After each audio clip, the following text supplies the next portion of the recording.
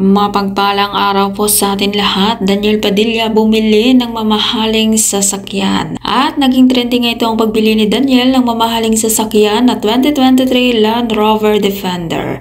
At nagkakalaga ito ng 10 million pesos. Mabilis na kumalat sa social media ang mga litrato ng bagong sasakyan ni Daniel na kulay itim. Komento ng mga tagahanga ni Daniel, tahimik lamang si Idol.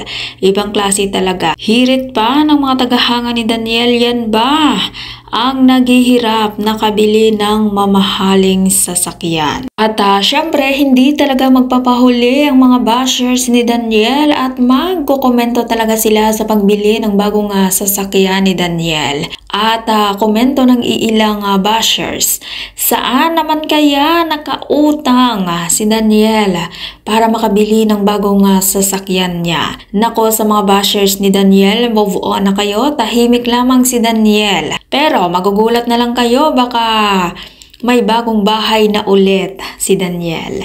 Ikaw, anong masasabi mo sa bagong sasakyan ni Daniel?